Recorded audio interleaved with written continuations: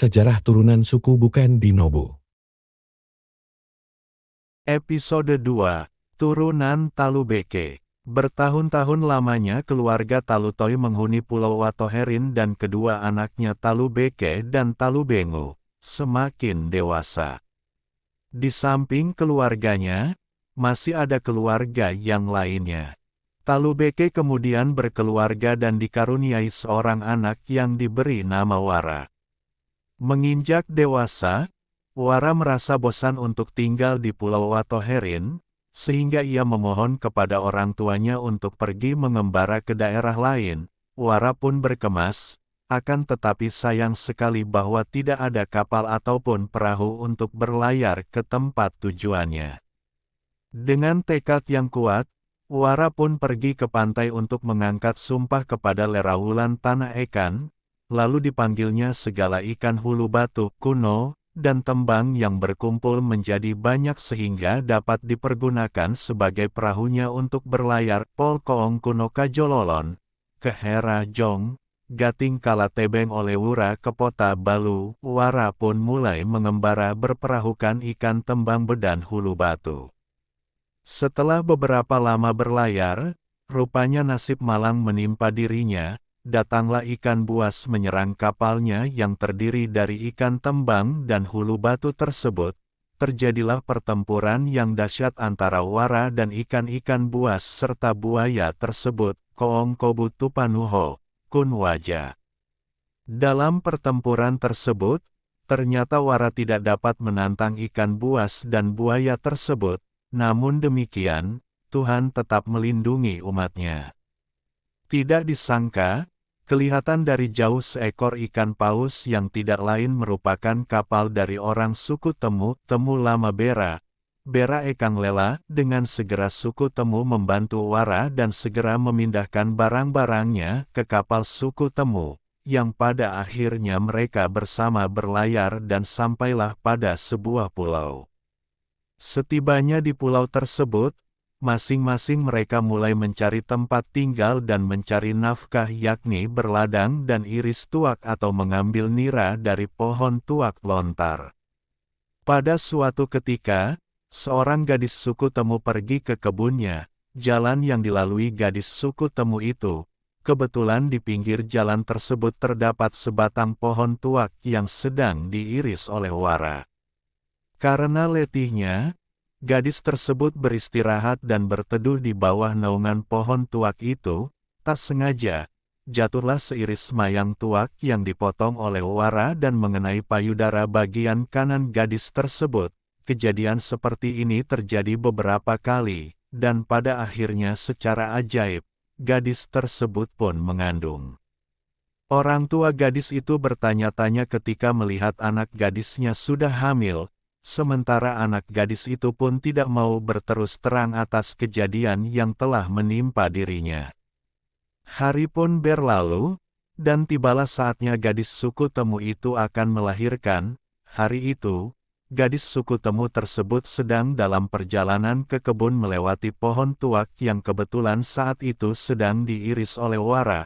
Mampirlah gadis suku Temu itu di bawah naungan pohon tuak tersebut karena ia merasa akan melahirkan, di mana di sekitar tempat itu tidak ada lagi pohon atau tempat yang teduh untuk melahirkan seorang bayi selain pohon tuak Wara. Dan pada akhirnya gadis itu pun melahirkan seorang bayi laki-laki tepat di bawah bayangan pohon tuak tersebut. Melihat itu, Wara yang sedang berada di atas pohon tuak tersebut pun segera turun lalu menggendong bayi laki-laki tersebut dan menuntun ibunya menuju ke kebun. Bayi laki-laki tersebut kemudian diberi nama Mage Anginama Pulau Watoherin, sedangkan sukunya diberi nama suku Bukeng. Sekarang dipakai istilah suku Bukan karena dilahirkan tepat di bawah bayangan pohon tuak atau tua Bukene. Selanjutnya sampai saat ini orang di Nobo selalu mengistilahkan Bukeng Soge. Wara kemudian berunding dengan gadis suku Temu itu agar mau menyampaikan hal kelahiran putranya itu kepada orang tuanya. Setelah diadakan pertemuan, Maka orang tua gadis suku Temu itu dengan senang hati menerima mereka dan menjadikan Wara sebagai anak mantu. Kemudian mereka pun tinggal bersama sebagai satu keluarga. Setelah tinggal bertahun-tahun lamanya, Mage Anginama pun menjadi dewasa dan menikahi seorang gadis suku Temu. Dari hasil pernikahan itu, mereka dianugerahi seorang putra lalu diberi nama Lododai. Lododai Lau Timudai, Keleng Beso Lali Jawa Haka.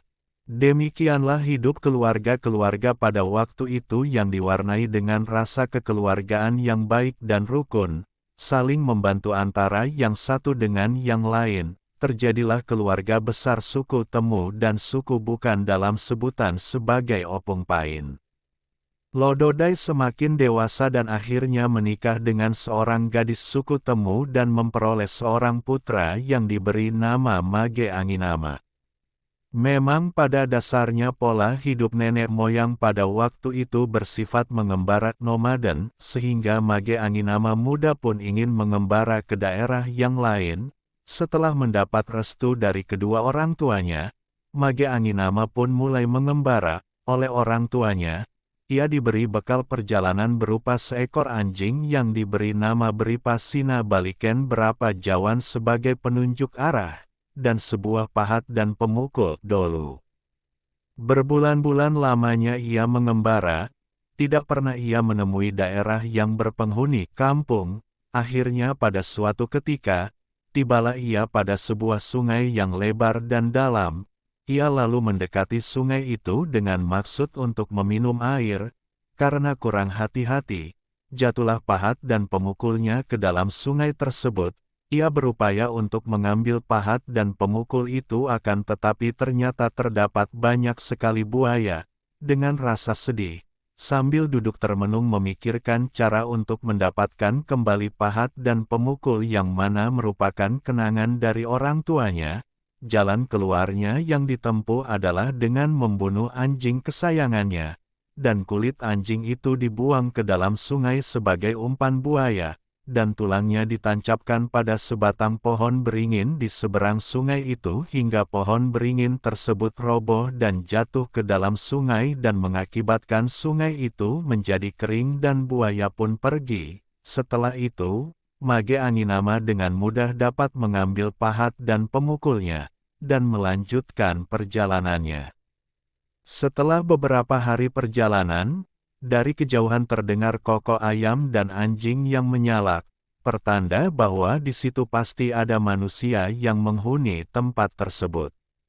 Mage Anginama pun merasa girang, dan bergegas menuju tempat itu. Setibanya di tempat tersebut, ia pun berkenalan dengan penghuninya, dan ternyata penghuni itu adalah orang suku Sogesarang, dengan kepala sukunya bernama Kopong Ratu Kiwang Mamu Heyang Duli Hileng.